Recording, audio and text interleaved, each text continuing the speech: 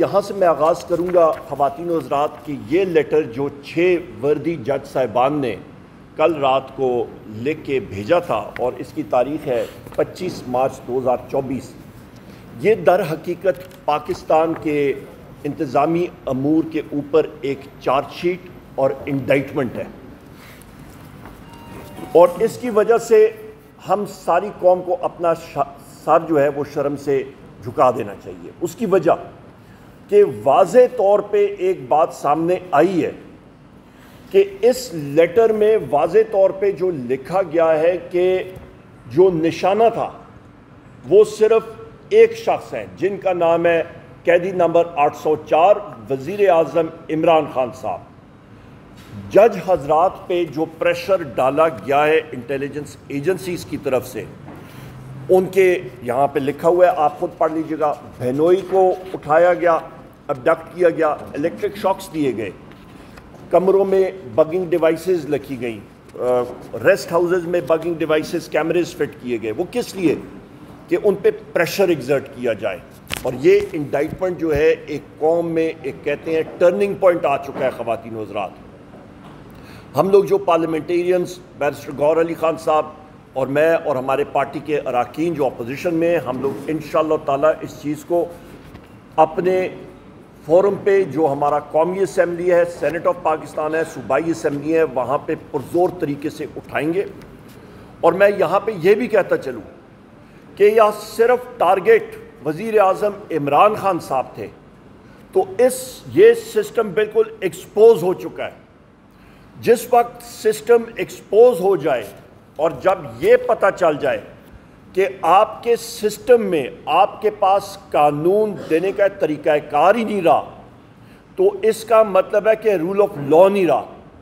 آپ کا جس وقت قانون کی بالادستی نہیں ہوگی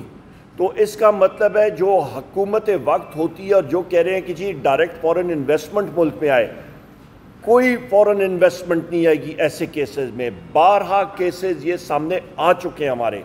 یہ متعدد ابھی ایک چارج شیٹ ہمارے سسٹم کے خلاف سامنے آ چکی ہے۔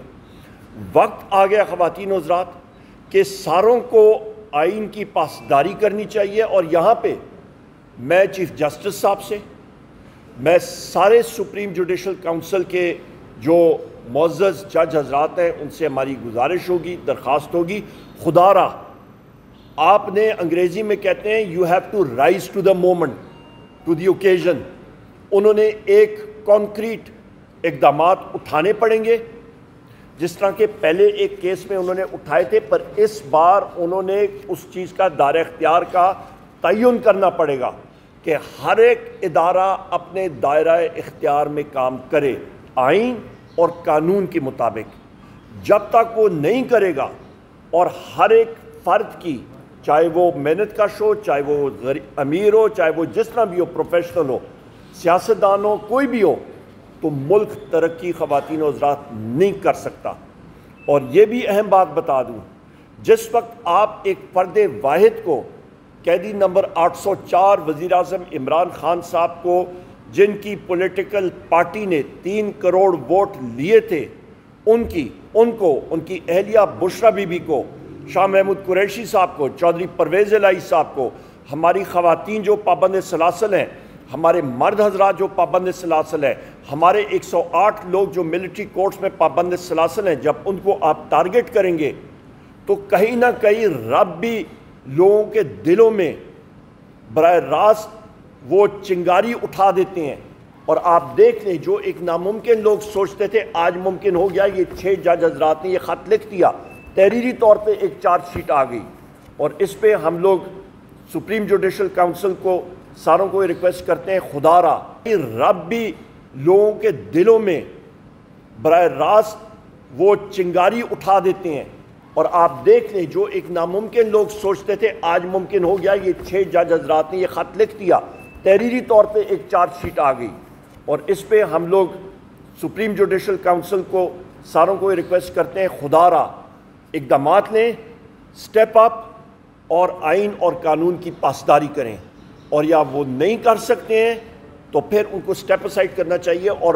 مضبوط لوگوں کو آنا چاہیے کہ جو کہ یہ اقدامات کر سکیں اور پاکستان کی آئین اور قانون کی پاسداری اور تحفظ کر سکتے ہیں۔ یہ بہت اہم چیزیں ہیں۔ یہ ملک کے ایک مستقبل کے لیے ایک دو راہے پہ ہم لوگ کھڑے ہیں اور اس کا تعین ہمیں کرنا پڑے گا۔ بہت شکریہ۔